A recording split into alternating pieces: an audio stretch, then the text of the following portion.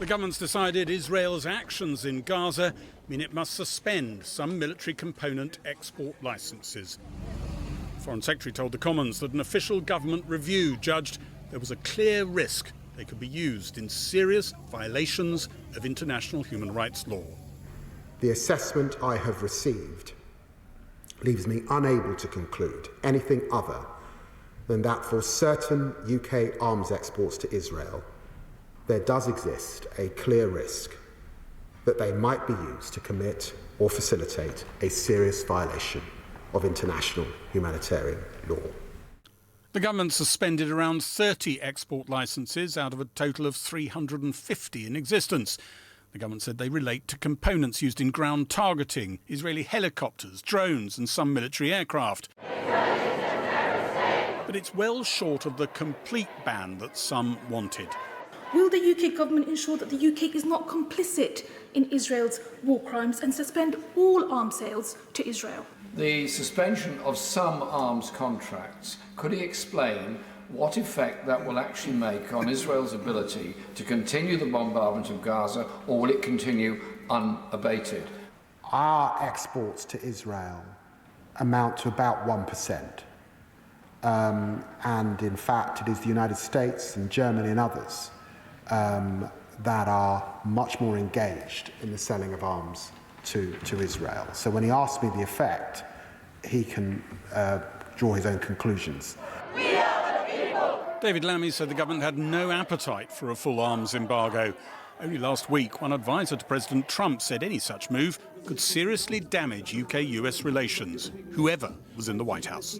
I think the consequences of that kind of an arms embargo on Israel is something the UK really needs to think about at a time when Russia and China are posing a massive threat to the West to get involved in that kind of a situation. And keep in mind, a lot of high tech that the UK relies on, comes either directly or indirectly through Israel. The US is not going to walk away from Israel. We're not going to put an arms embargo on Israel. And any of our allies that do are floating with real danger. The government's move may take pressure off a potential revolt at Labour Party conference. The Conservative government conducted similar export reviews in recent months, but none resulted in any suspension of licences. Well, joining from Westminster is the former Shadow Foreign Secretary and Labour MP, Emily Thornberry. Thanks for joining us. This seems to be the clearest indication yet that British government lawyers have assessed that Israel is committing war crimes. That's incredibly serious. No. So this is not an arms embargo.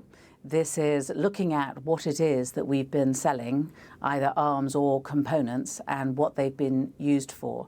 And the law is that if it might be used for internal repression or international aggression, then the criteria that we've used for selling arms around the world is that you're not to do it. So, for example, if we were selling parts that were going to be part of the Iron Dome, which is a defensive shield in Israel, then we can continue to do that. But our law has always been pretty clear that we don't and we shouldn't and we mustn't. And it's indeed in contravention of international law if we go and sell arms to a country that's using it for internal repression or external aggression. Would you like to see the legal advice published in full? Well, I think that we're going to get a summary, but I haven't seen it yet. And I don't know how extensive the summary is until I see it. Yeah, a summary can hide many things, can't it? What's important, isn't it, is to establish whether British government lawyers have looked at what Israel's already done and decided that that's against the law. Yeah. Well, the criteria is that it might be used. So, might is a pretty low bar. It isn't that it has been. It isn't that it will be. It's just it might be. And given what's going on in Gaza and on the West Bank, then I think that it's right for the government to look at what's happening and say, well, given the sorts of things that we're selling, and as I say, it's not a lot. It's only 1% of Israel's imports of arms. Yeah. But nevertheless, we want to be on the right side of the law. And only a proportion of what we are exporting as well. If there is this fear of what Israel is doing with British exports, wouldn't there be an argument to stop all military exports? Well, look, I mean, you know, it's happened in the past. It happens very rarely. I think in 1982, Margaret Thatcher had a complete arms embargo on Israel, given what was going on in Israel at that time. But the government has taken the view that we are just to comply with international law. Do you think it's enough?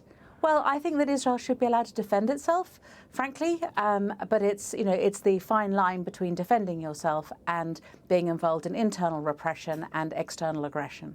Now, I mean, there's obviously a keen debate going on in the Labour Party around this, as you know. And I mean, some of your former colleagues have been suspended from the whip at the moment, at the same time as your former leader, Jeremy Corbyn, has assembled this new sort of coalition of new MPs grouping from the MPs who were elected largely on the Israel-Gaza issue. I mean, if any of your currently suspended Labour colleagues are being courted by them to go and join them, what would your message be, bearing in mind that they're all friends of yours?